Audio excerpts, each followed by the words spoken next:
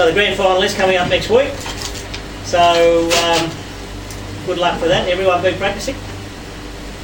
Yes, Chef. Thank you. That's good. All right, look, I'll introduce you to Cole.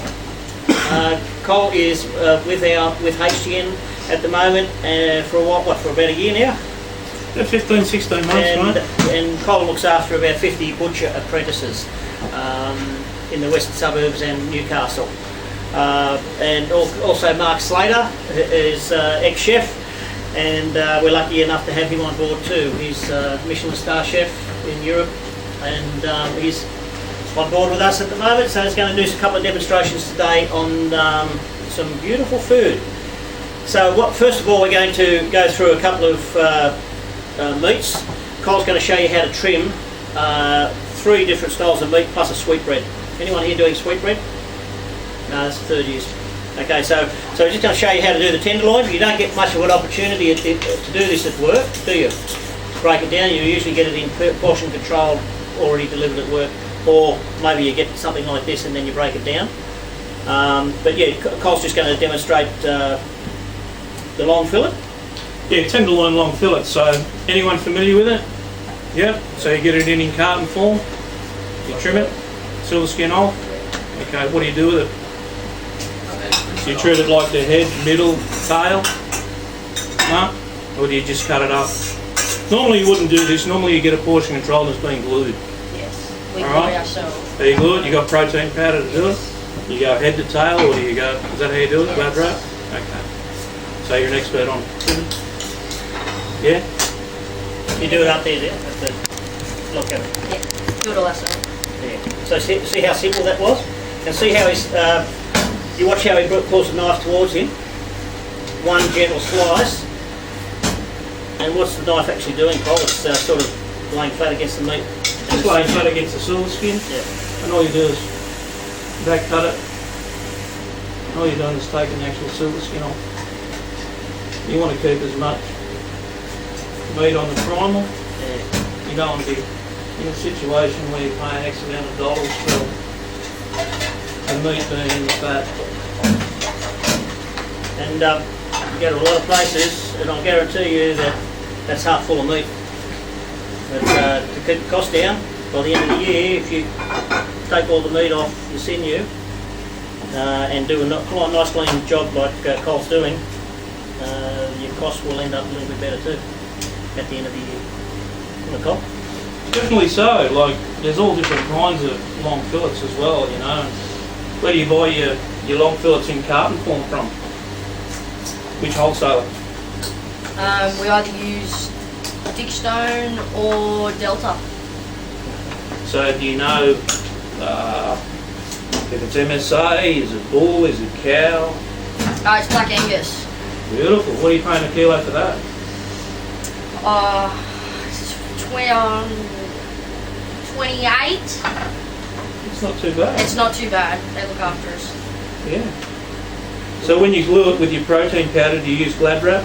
We do. Yep. You use the whole fillet when you're doing it? We do. What size fillets are you cutting after you set them? We have 2 different beef products on the menu, so we use about a 250 to 300 gram cut. Good. Where is this at?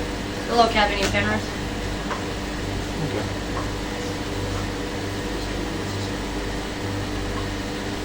How many sleep restaurants have? 80? About 80, yeah. Yeah. We look after the restaurant and all the functions for the 3 rooms. And then we've got a bistro as well, down the back. Yep. So modern Australian, any influence? No, not really. No. Specials, yes. Yep. Yeah, a lot of a bit of everything. We just sort of freelance across the specials, depending on what they've got coming up competition-wise. Depends on what we'll put on the menu. Okay. Yeah, specials-wise. I've got 2 mature age apprentices that have been doing the seafood and chicken module. Yep. So we've had a few. Practicing runs? Yes, just a couple. So what have we got on this tenderloin? Nearly clean. We've got, what's that? called? Called the head, or in olden days, as you'd know, Chateaubriand. Shadow That'll be on. Middle, Butt. Tornado. Yeah. Yeah, tail or middle. Okay. But like I Yeah. say, you wouldn't get that in now. It's all, most restaurants these days, it's all lad wrap and it's all glued. Yeah. So if you're gluing them, depending on the size of the fillets, if you head to tail, you glue it, go on there, top side, reverse, and you roll it up nice and tight. Thanks, mate. Yeah. Beautiful. It's lunch. Okay, lamb loins. Who's familiar with the lamb loins? Anybody? How do you get that in? We get it in French. Do you get bone in? Yes. Okay. Well, with a lamb loin, Who's using the lamb line? a couple of sections in Can the we get lamb the loin. screen changed so they can see it? Sorry. Yeah, that's right. Presley, you've leaned against the button on the side. Just this button. Yep. You got two sections. You got the fillet first. You take the side strap off. And you're presented with that. Next section might have a rib in or two ribs in. Sometimes if they take that off how they're breaking the lamb. But most of the time, not. So you just find the chine section and you work your way down. Anyone know what we're going to get when we actually bone this out? The primal that's going to come out of it? Just call the what? A lamb something. Yeah, when it's boned out. That's the one. Lamb backstrap. So who's going to be using the backstrap? Yeah. I think I am, yeah. Yeah, you'll be using the backstrap. The third years and fourth years will be using the backstrap.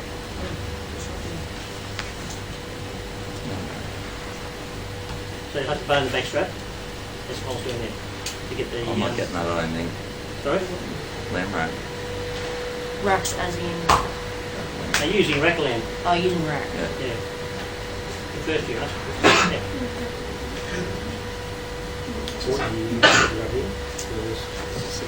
Okay, so you're left with the actual lamb loin. There's a lot of things you can do with this. You can fat it out, you can roll it, you can stuff it. Especially if you had a double one.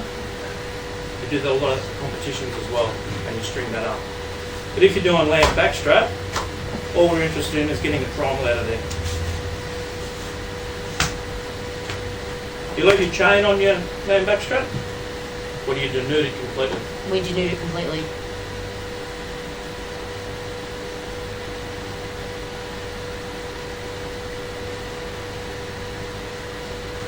And Cole, there's a lot of different varieties of feeds for beef and lamb. So what about the grass-fed and grain-fed? Well, the grass, What's the difference between? yeah, the grass-fed's quality? sort of coming back into play a little bit now, Yep. opposed to the to like light-fed and grain-fed. I mean, it's each to their own, I guess. I don't mind grain-fed meat, either 30, 60 or 90. But there is a bit of a play coming back. Some of the hotels are using like the grass-fed now, like the Siebel, tier ones, Johnny Store's using that. Yeah. So, Does it change any colour to the meat? look, there's a lot more marbling in lock-fed meat. Yeah.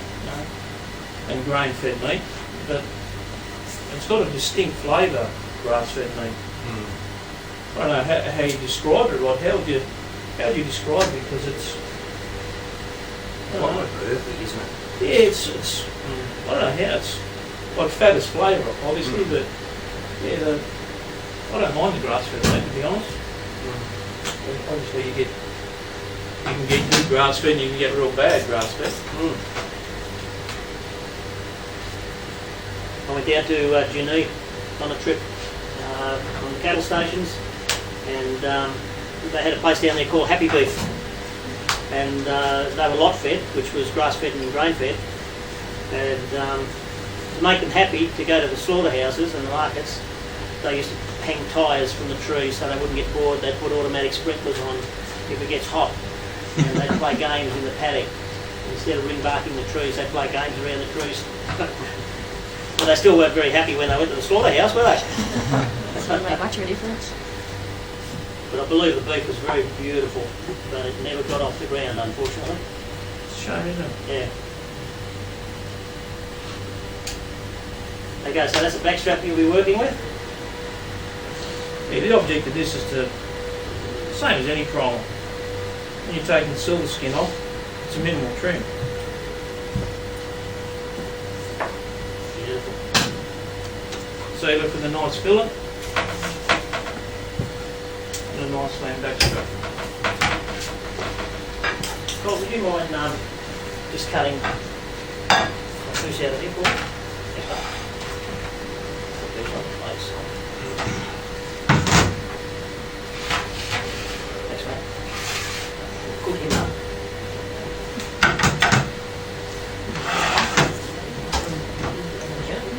Okay, rack of lamb.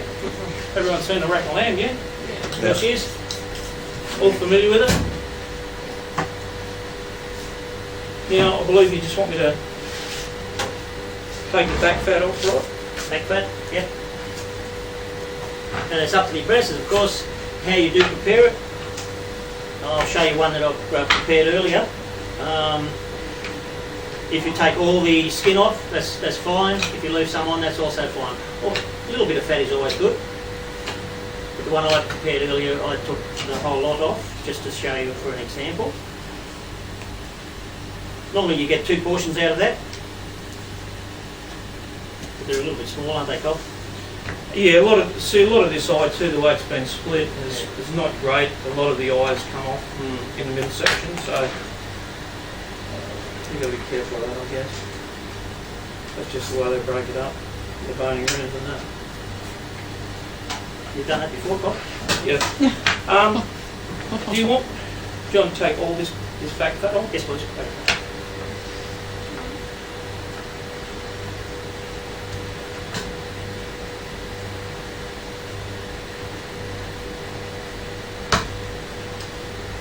Can we slip the ribs out? Yeah, take a couple out.